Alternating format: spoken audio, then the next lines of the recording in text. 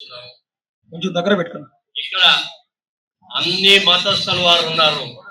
ప్రతి మతానికి ఒక దేవుడు ఉంటారు. కానీ ఆంధ్ర రాష్ట్రంలో లక్షలాది కుటుంబాలకి ఒకే ఒక దేవుడు ఉన్నాడు. ఎవరు? కాబట్టి మీరందరూ దయ ఉంచి ఆ దేవుణ్ణి మనం సీఎంగా ఎంచుకునేదానికి ఏం చేయాలి? ఆ సీఎంని ఎంచుకోవాలంటే దాని గుర్తుపై ఓటు వేసి గెలిపించుకోవాలి.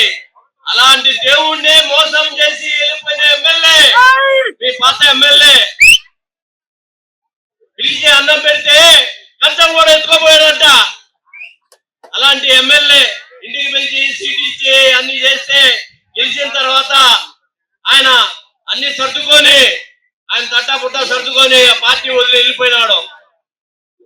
మనిషిని మోసం చేస్తూ దేవుణ్ణి మోసం చేస్తే ఎవరు క్షమించరు.